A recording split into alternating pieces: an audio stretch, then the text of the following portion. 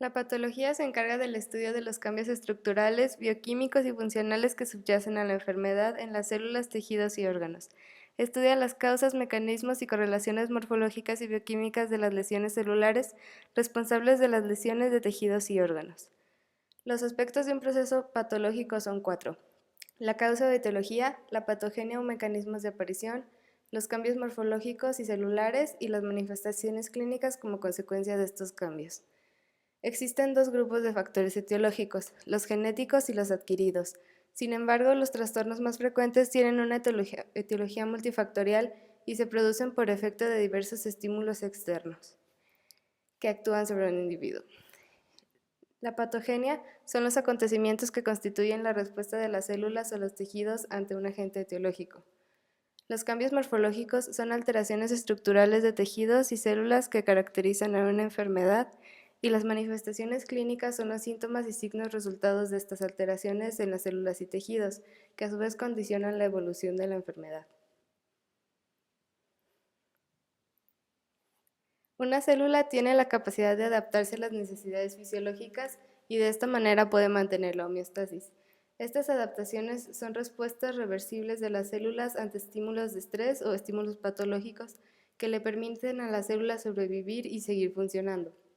Las respuestas adaptativas incluyen la hipertrofia, que es el aumento del tamaño de las células, es decir, cuando éstas se hacen más grandes, y de su actividad funcional.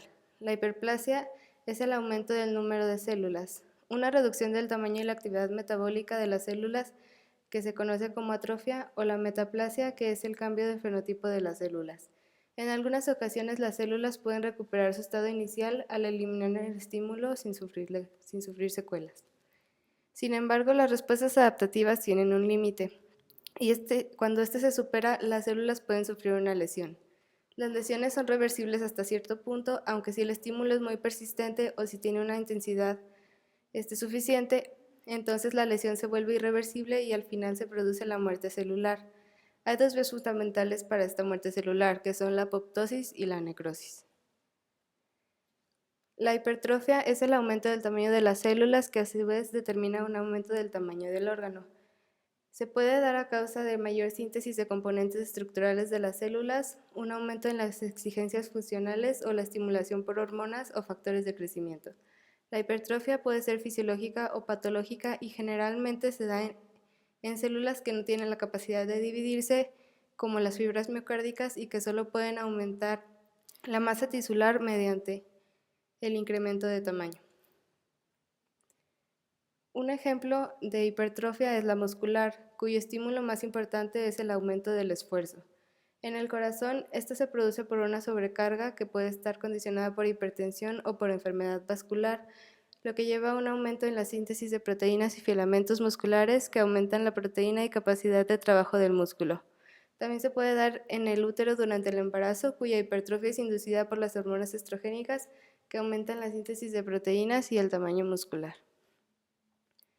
La hipertrofia es consecuencia de un aumento en la producción de proteínas celulares.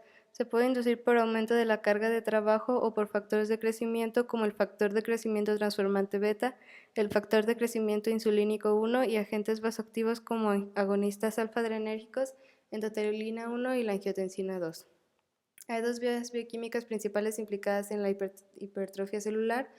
Estas son la fosfoinositol 3 sinasa AKT y las señales distales de los receptores acoplados a la proteína G.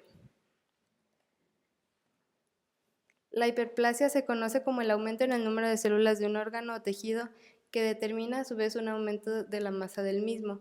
Esta se produce cuando las células tienen capacidad de dividirse y por lo tanto aumentar el número de las mismas. Esta, al igual que la hipertrofia, puede ser fisiológica o patológica, y en muchos casos ambas, la hipertrofia y la hiperplasia, pueden coexistir y contribuir ambas al aumento de tamaño. La hiperplasia fisiológica se puede clasificar en hormonal, en la que se aumenta la capacidad funcional de un tejido, como en el caso de la mama femenina durante la pubertad y el embarazo, y compensadora, como la regeneración del hígado tras una lesión o resección parcial. Por otra parte, la hiperplasia patológica se debe a un exceso de hormonas o factores de crecimiento sobre las células diana, lo que se genera si se desaparece el estímulo responsable de la misma. La hiperplasia puede ser consecuencia de la proliferación regulada por factores de crecimiento en células maduras y en algunos casos del aumento de la formación de nuevas células a partir de células madre tisulares. La atrofia es una reducción del tamaño de un órgano o tejido secundario a una reducción del tamaño y el número de las células. Esta puede ser fisiológica, como en algunas estructuras durante el desarrollo fetal, o patológica, que esta a su vez puede ser local o generalizada. Algunas causas de atrofia pueden ser la reducción de la carga, que se conoce como atrofia por desuso, por ejemplo, cuando se inmoviliza un hueso o cuando se está en reposo absoluto.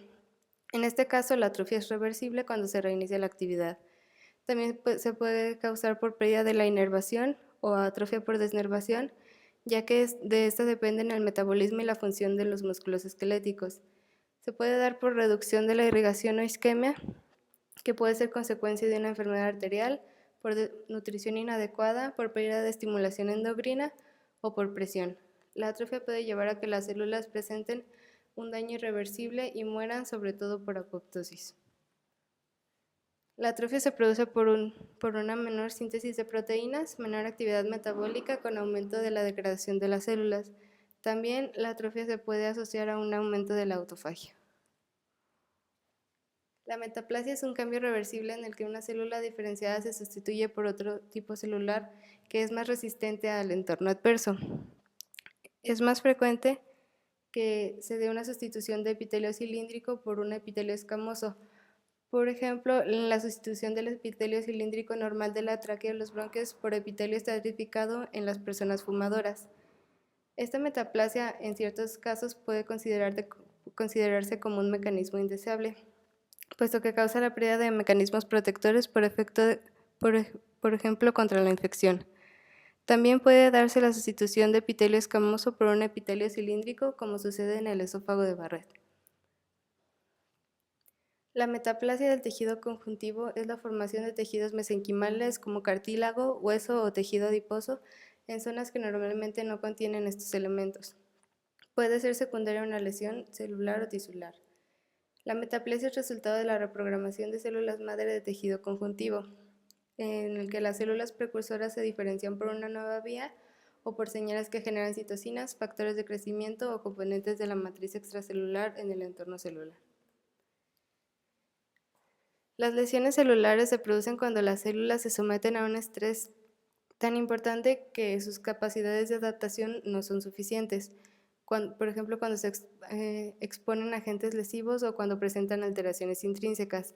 Estas lesiones pueden llevar a la muerte celular. Algunas lesiones son reversibles si se elimina el estímulo lesivo. En cambio, si este es persistente, se puede producir una lesión irreversible y las células que no se pueden recuperar sufren muerte. Existen dos tipos fundamentales de muerte celular, que son la necrosis y la apoptosis. En la necrosis, las enzimas lisosómicas entran en el citoplasma por lesiones de la membrana y digieren a la célula. El contenido sale, lo que provoca una necrosis, y una característica de este tipo de muerte celular es que siempre es patológica. En la apoptosis, la célula se autodestruye.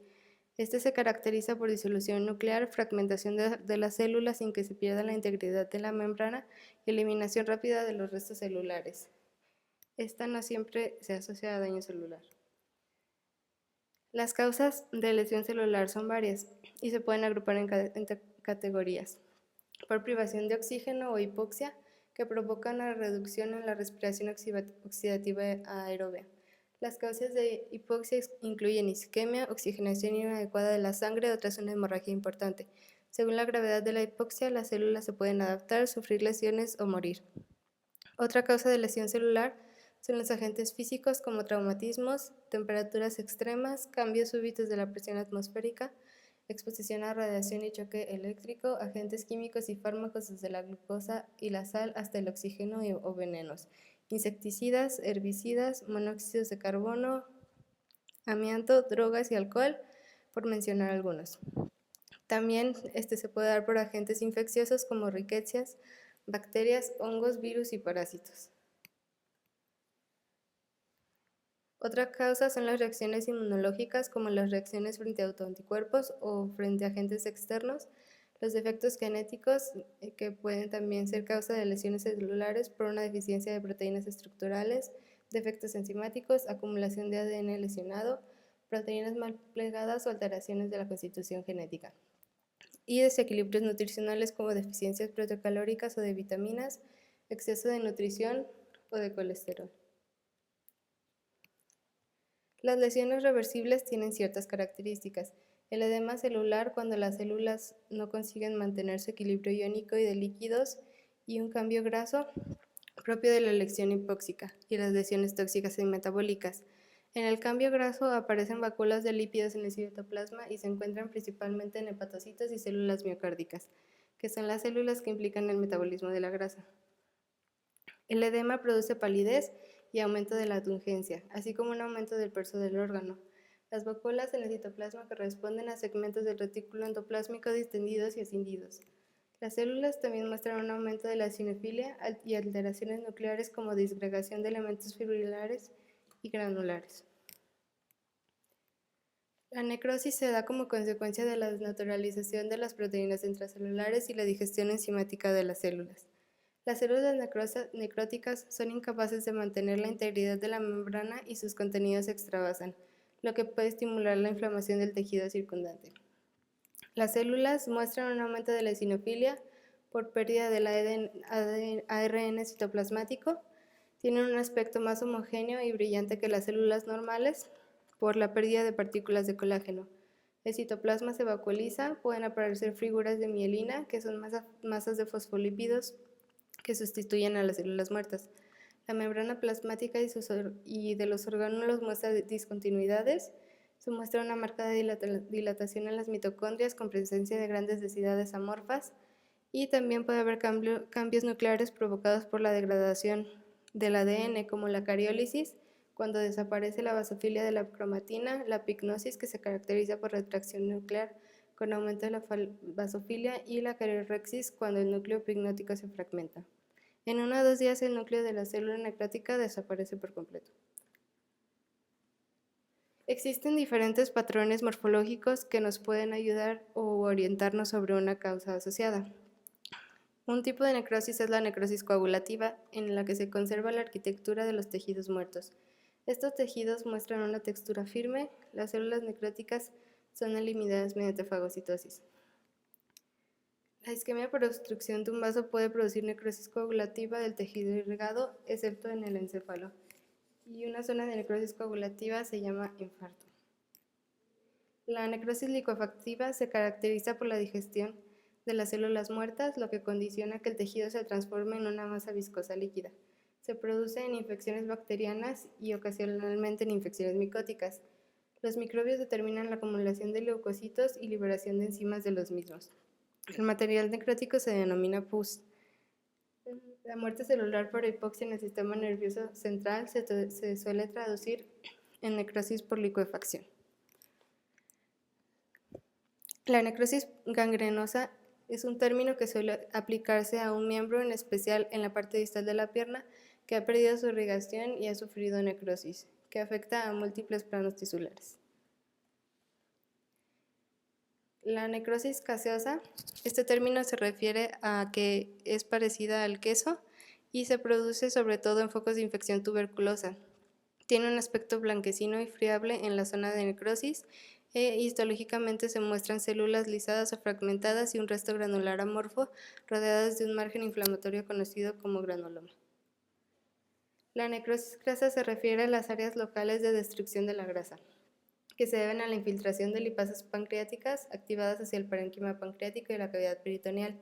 Se producen ácidos grasos que se combinan con el calcio, lo que da lugar a áreas de color blanco o saponificación. Histológicamente se muestran los adipocitos necróticos con depósitos de calcio basófilos que rodean una reacción inflamatoria.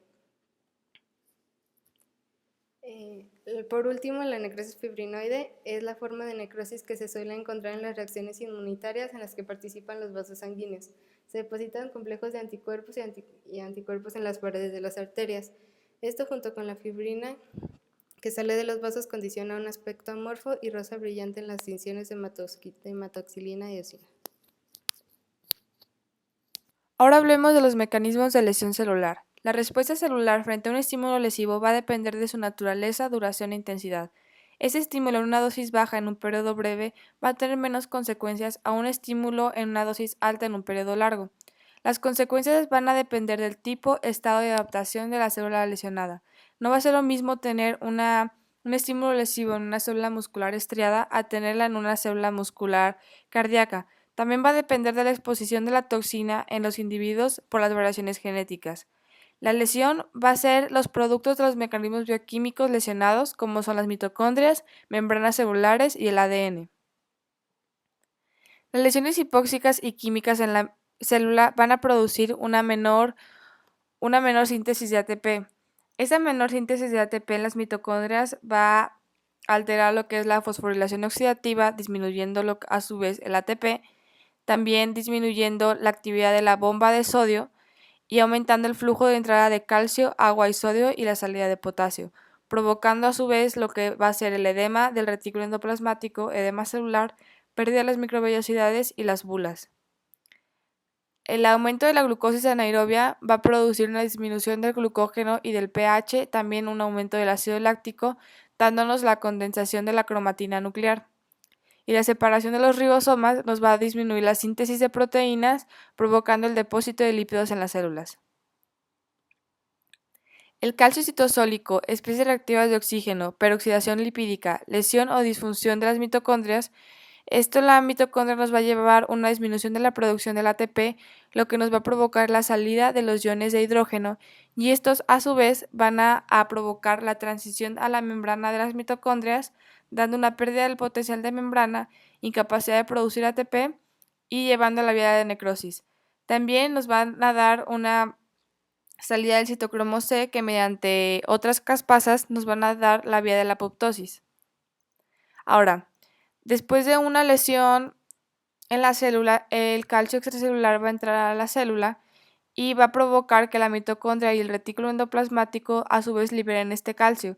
El aumento del calcio citosólico nos va a dar el aumento de enzimas celulares como son la fosfolipasa endonucleasa, que van a dar la lesión tisular de la membrana. También nos va a dar el aumento de la ATPasa, que nos va a provocar lesión nuclear, y el aumento de la proteasa junto con la transición a la permeabilidad mitocondrial nos van a dar disminución del ATP. En el estrés oxidativo en la mitocondria van a generar especies reactivas de oxígeno. Inflamación, radiación, sustancias químicas y lesión nos van a dar una reducción incompleta del oxígeno, dándonos lo que es el superóxido.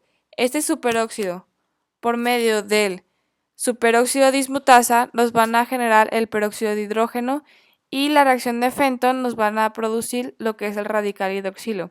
Esas van a ser las especies reactivas de oxígeno que van a tener efectos patológicos como es la lesión y la muerte celular. Esas reaccionan con ácidos grasos, proteínas y ADN. En los ácidos grasos, mediante la oxidación, van a generar peroxidases de lípidos y rotura de las membranas celulares y de organelos. En las proteínas van a originar el mal plegamiento de estas, y en el ADN van a provocar mutación y roturas. La eliminación de estos radicales libres por los mecanismos antioxidantes van a ser por la enzima superóxido dismutasa en las mitocondrias, que van a convertir oxígeno en agua, también por el glutatión peroxidasa en las mitocondrias y la catalasa en los peroxisomas. En correlación clínico-patológica tenemos que la hipoxia va a ser una reducción de oxígeno que nos va a comprometer lo que es el metabolismo aerobio, mientras que en la isquemia va a ser una disminución del flujo de sangre que va a disminuir el aporte esencial de la glucólisis, comprometiendo tanto el metabolismo aerobio como el metabolismo anaerobio. Entonces la isquemia va a tener lesión más rápida y grave que la hipoxia. Las células con isquemia van a recuperar su flujo exacerbando la lesión. Entonces, ¿cómo se van a activar estos nuevos productos lesivos? Las nuevas especies reactivas de oxígeno y nitrógeno en las células parenquimatosas endoteliales, también la inflamación por la producción de citocinas, expresión de moléculas de adhesión que reclutan los neutrófilos y la activación del sistema de complemento IgM para la inflamación y la lesión. La apoptosis va a ser la vía de muerte celular regulado que va a degradar el ADN nuclear, proteínas y su propio citoplasma. La apoptosis va a producir lo que son los cuerpos apoptósicos, fagocitos que las eliminan y no va a inducir inflamación. Las causas va a ser destrucción de la célula programada durante la embriogenia, involución de los tejidos dependientes de hormonas, pérdida celular en poblaciones celulares en proliferación y eliminación de linfocitos autorreactivos. En los cambios morfológicos vamos a poder observar una retracción celular en un tamaño menor y un citoplasma denso. También la condensación de la cromatina, donde se va a agregar en periferia y por debajo de la membrana celular. Y las bulas citoplasmáticas y los cuerpos apoptósicos, que van a ser las ampollas que se pueden observar en la superficie. En la vía de la apoptosis, la lesión celular va a producir una eliminación de los factores de crecimiento, lesión del ADN y un mal plegamiento de las proteínas. Esto a su vez va a estimular los efectos del BCL2 como el VAX y el VAC en la mitocondria. La mitocondria a su vez va a secretar el citocromo C que va a activar a las caspasas iniciadoras. Posteriormente, estas caspasas ejecutadoras van a producir la rotura del citoesqueleto y la activación de las endonucleasas. Las endonucleasas van a fragmentar el ADN y este se va a ir a las bulas apoptósicas junto con los demás organelos. Las bulas apoptósicas van a tener ligandos para los receptores de las células fagocíticas y la trombospondina va a estimular al fagocito para que elimine estas bulas apoptósicas. Otra vía de la apoptosis puede ser por la interacción del receptor ligando Fas y el receptor del factor de necrosis tumoral, que a su vez va a activar a la caspasa 8. Se sabe que la muerte celular se produce por apoptosis en muchas situaciones, y los ejemplos seleccionados que a continuación se recogen ilustran la importancia de esta vía de muerte en la fisiología normal y en la enfermedad. Falta de factores de crecimiento. Las células sensibles a hormonas que quedan privadas de la hormona importante, los linfocitos que no se estimulan por antígenos y o citocinas, las neuronas que no contienen factor de crecimiento nervioso mueren por apoptosis. En todas estas situaciones, la apoptosis se estimula por la vía intrínseca. Lesión del ADN. La proteína P53 se acumula en las células que sufren lesiones del ADN y detienen el ciclo celular, en la fase G1. Sin embargo, cuando las lesiones son demasiado graves para poder repararlas con éxito, P53 activa la apoptosis. En estas células, las lesiones del ADN pueden causar mutaciones o translocaciones que permiten la transformación neoplásica. El mecanismo mediante el cual P53 activa la maquinaria efectora de la muerte en sentido distal, es decir, las caspasas, resulta complejo. Mal plegamiento de las proteínas. Las chaperonas del retículo endoplasmático controlan que el plegamiento de las proteínas recién sintetizadas sea correcto, y los polipéptidos mal plegados se marcan con ubiquitina, se eligen para la proteólisis en los proteosomas. Sin embargo, cuando las proteínas mal plegadas o no plegadas se acumulan en el retículo endoplasmático, se activan una serie de respuestas celulares que se llaman conjunto respuesta frente a las proteínas no plegadas. En esa respuesta frente a las proteínas no plegadas activan las vías de transmisión de señales que aumentan la producción de chaperonas. Cuando esta respuesta citoprotectora no consigue afrontar la acumulación de proteínas plegadas de forma errónea, la célula activa las caspasas e induce la apoptosis. Este proceso se llama estrés del retículo endoplasmático. Estas características de algunas enfermedades neurodegenerativas como la enfermedad de Alzheimer, Parkinson y Huntington, y posiblemente también de la diabetes tipo 2. Trastornos por desregulación de apoptosis. La apoptosis desregulada, excesiva o demasiado escasa se ha planteado como explicación de algunos aspectos de múltiples enfermedades. Los trastornos asociados a una apoptosis defectuosa con aumento de la supervivencia celular pueden permitir que sobrevivan células anormales y estas alteraciones pueden ser origen de un cáncer. La apoptosis defectuosa condiciona un fallo en la eliminación de las células con capacidad lesiva, como los linfocitos capaces de reaccionar frente a autoantígenos. Los defectos de la apoptosis pueden ser la base de trastornos autoinmunitarios. Los trastornos asociados a un aumento de la apoptosis con una muerte celular excesiva. Estas enfermedades se caracterizan por la pérdida de células e incluyen 1. Enfermedades neurodegenerativas, que se traducen en pérdida de conjuntos específicos de neuronas, en que la apoptosis se produce por mutaciones y proteínas plegadas de forma errónea. 2. Lesión isquémica, como el infarto de miocardio. 3. Muerte de células infectadas por virus en muchas infecciones virales. En la autofagia, es un proceso mediante el cual la célula se come su propio contenido. Se trata de un mecanismo de supervivencia en tiempos de falta de nutrientes. Cuando las células en ayuno sobreviven a través del canibalismo de ellas mismas. En primer lugar, debe de existir una señal de depleción de nutrientes. Posterior a esto, el contenido citoplasmático y los orgánulos forman una vacuola autofágica, la que posteriormente se fusiona con los lisosomas para generar un autofagolisosoma, y los componentes celulares se digieren por las enzimas lisosómicas. Se ha planteado que la autofagia puede ser un mecanismo de pérdida celular en distintas enfermedades. Acumulaciones intracelulares. La acumulación intracelular de una cantidad anormal de distintas sustancias. Estas sustancias que se acumulan pueden ser de dos grandes tipos. Una, sustancia celular normal, como el agua, los lípidos, las proteínas y los hidratos de carbono. Una sustancia anormal, que puede ser exógena, como un mineral o los productos de agentes infecciosos, o endógena, como un producto de la síntesis o metabolismo anormal. Estas sustancias se pueden acumular de forma transitoria o permanente y pueden resultar inocuas para las células, aunque en algunos casos son muy tóxicas. La sustancia puede localizarse en el citoplasma o en el núcleo. Las acumulaciones intracelulares pueden ser de 4 etiologías. Una sustancia endógena normal, que se produce a una velocidad normal o aumentada, pero la velocidad de metabolismo es inadecuado para su eliminación. Ejemplos de este tipo de procesos son el cambio hepático y la reabsorción de las gotas de proteínas en los túbulos renales. 2. Una sustancia endógena normal, típicamente el producto de un gen mutado. Se acumula por defectos en el plegamiento y transporte de las proteínas y por incapacidad de degradar las proteínas. 3. Una sustancia endógena normal se acumula por defectos en general hereditarios. Los defectos genéticos en las enzimas implicadas en el metabolismo de los lípidos y los hidratos de carbono. 4. Se deposita una sustancia exógena anormal y se acumula porque la célula no dispone de maquinaria enzimática para degradar la sustancia ni tiene la capacidad para transportarla a otros sitios. Los lípidos, la esteatosis y cambio graso. El término esteatosis describe una acumulación anormal de triglicéridos dentro de las células parenquimatosas. Es frecuente encontrar cambio graso en el hígado, también en el corazón, músculo y riñón. Las causas de la estetosis incluyen toxinas, malnutrición proteica, diabetes mellitus, obesidad y anorexia. En los países en vías de desarrollo, las causas más frecuentes de cambio graso hepático importante son el alcoholismo y la hepatopatía grasa no alcohólica.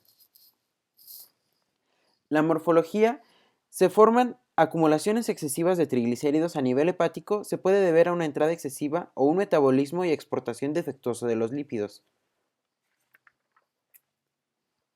Además, se forman vacuolas dentro de las células parenquimatosas. En el hígado, el cambio graso leve puede no inducir alteraciones macroscópicas. Cuando se acumula de forma progresiva grasa, el órgano aumenta de tamaño y cada vez resulta más amarillo. En el corazón, es posible encontrar lípidos dentro del músculo cardíaco en forma de pequeñas gotículas, que adoptan dos patrones. En uno de ellos, la hipoxia moderada prolongada, como la que se produce en la anemia grave, provoca depósitos intracelulares de grasa, que dan lugares a bandas de miocardio amarillento visibles macroscópicamente y que alternan con bandas de miocardio más oscuras, pardo rojizo y no afectado. El segundo patrón de cambio graso se asocia a la hipoxia más importante o a ciertas formas de miocarditas, infección por difteria, y se encuentra una afección más uniforme en los miocardiocitos. El colesterol. Las acumulaciones que se manifiestan a nivel histológico como vacuolos intracelulares se reconocen en varios procesos patológicos. Aterosclerosis. Las células musculares lisas y los macrófagos de la capa intimal de la aorta y las grandes arterias se rellenan de vacuolas lipídicas. La mayoría de ellas están constituidas por colesterol y ésteres de colesterol. Estas células adoptan un aspecto espumoso y sus agregados intimales son la causa de las placas de ateroma amarillentas. Xantomas. La acumulación intracelular de colesterol dentro de los macrófagos es también característica de los estadios de hiperlipemia adquiridos y hereditarios. Se encuentran cúmulos de células espumosas en el tejido conjuntivo subepitelial de la piel y en los tendones, donde dan lugar a masas tumorales llamadas xantomas. Colesterolosis. Se refiere a la acumulación focal de macrófagos cargados de colesterol en la lámina propia vesicular. Enfermedad de Niemann-Pick tipo C. Depósito lisosómico se debe a mutaciones que afectan a una enzima implicada en la circulación de colesterol y que determina la acumulación de colesterol en múltiples órganos. Proteínas. Las acumulaciones intracelulares de proteínas suelen determinar gotículas eosinófilas redondeadas, vacuolas o agregados citoplasmáticos. Las gotículas de reabsorción en los túbulos renales proximales se encuentran en las nefropatías asociadas a pérdida de proteínas por la orina, proteinuria. En el riñón, las pequeñas cantidades de proteínas que se filtran en el glomérulo en condiciones normales se reabsorben mediante pinocitosis en el túbulo proximal. Se produce un aumento de la reabsorción de las proteínas hacia las vesículas, y estas proteínas se reconocen como gotículas hialinas rosadas dentro del citoplasma de la célula tubular. Las proteínas que se acumulan pueden ser proteínas secretadas normalmente, pero que se producen en exceso. El retículo endoplasmático se distiende de forma masiva y aparecen grandes inclusiones eosinófilas homogéneas que se llaman cuerpos de Russell. Transporte intracelular y secreción de proteínas críticas defectuosos. Retrasan de un modo significativo su plegamiento. Permite la aparición de productos intermedios plegados de forma parcial, que se agregan en el retículo endoplasmático del hígado y no se secretan. Las lesiones no se producen solo por la pérdida de la función de las proteínas, sino también por el estrés del retículo endoplasmático, causado por las proteínas mal plegadas que culmina en la muerte de las células mediante apoptosis. Acumulación de proteínas del citoesqueleto. Existen varios tipos de proteínas de citoesqueleto. Las acumulaciones de filamentos de queratina y neurofilamentos se asocian a determinados tipos de lesiones celulares. Agregación de proteínas anormales. Las proteínas anormales o plegadas de forma errónea pueden depositarse en los tejidos e interferir con la función normal. Puede ser causa de cambios patológicos de forma directa o indirecta. Existen dos grandes tipos de pigmentos, los exógenos y los endógenos. El pigmento exógeno más frecuente es el carbón o polvo de carbón, un contaminante ubicuo del aire en la vida urbana o sobre todo en los mineros. Este es captado por los macrófagos alveolares y se transporta a través de los canales linfáticos a los grandes ganglios linfáticos regionales. Las acumulaciones de este pigmento ponen negros los tejidos pulmonares, los antracosis y los ganglios linfáticos afectados. En los mineros de carbón puede inducir una reacción fibroblástica e incluso un enfisema, y eso culmina en una grave enfermedad pulmonar llamada neumoconiosis del minero de carbón. Los tatuajes son una forma de pigmentación exógena localizada en la piel. Los pigmentos que se inoculan son fagocitados por los macrófagos dérmicos, en los que quedan incluidos durante todo el resto de la vida del paciente embellecido. Endógenos. La lipofuscina, la melanina, la hemosiderina son pigmentos endógenos fabricados normalmente por células. La melanina es un pigmento negro parduzco endógeno no derivado de la hemoglobina. Se forma cuando la enzima tirosina cataliza la oxidación de la tirosina. La hemosiderina es un pigmento cristalino o granular amarillento o pardo derivado de la hemoglobina. En las células se deposita unido a proteína, la apoferritina, formando micelas de ferritina. Cuando se produce un exceso de hierro a nivel local o sistémico, la ferritina forma gránulas de hemosiderina. Calcificación patológica. La calcificación patológica es el depósito anormal en los tejidos de sales de calcio, acompañadas de cantidades menores de hierro, magnesio y otras sales minerales. Cuando el depósito tiene lugar de forma local en tejidos que se está muriendo, se llama calcificación distrófica. Se produce a pesar de unas concentraciones normales de calcio en pacientes sin alteraciones del metabolismo de calcio. Por el contrario, el depósito de sales de calcio en tejidos normales se denomina calcificación metastásica. Se debe a una hipercalcemia secundaria.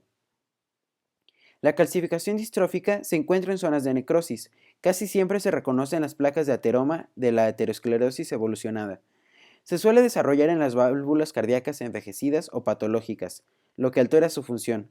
Las sales de calcio se reconocen macroscópicamente como gránulos o agregados finos blanquecinos. Adoptan un aspecto granular, basófilo y en ocasiones agregado. A lo largo del tiempo se pueden formar hueso heterotópico en el foco de calcificación.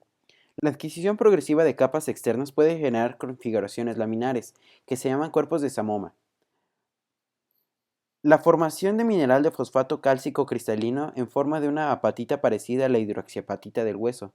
Cree que el calcio se concentra en vesículas rodeadas de membrana en las células a través de un proceso, que inicia por las lesiones de la membrana y que sigue varios pasos. 1. El ion de calcio se liga a los fosfolípidos presentes en la membrana de la vesícula.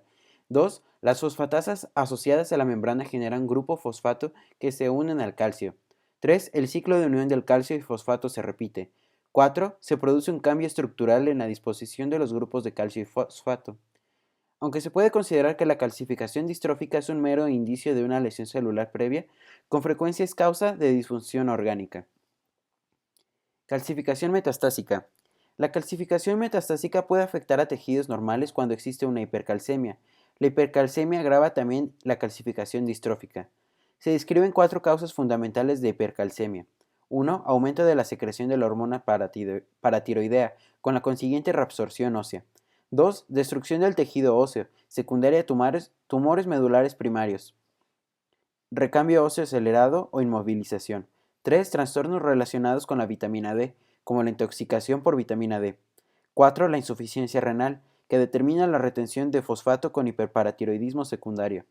La calcificación metastásica puede afectar de forma difusa al cuerpo, pero sobre todo se localiza en los tejidos intersticiales de la mucosa gástrica, riñones, arterias sistémicas, pulmones y venas pulmonares. El envejecimiento celular.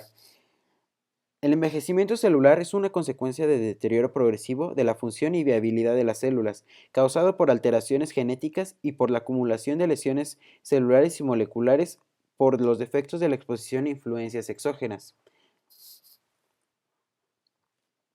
Los cambios implicados en el envejecimiento celular conocidos incluyen menor replicación celular.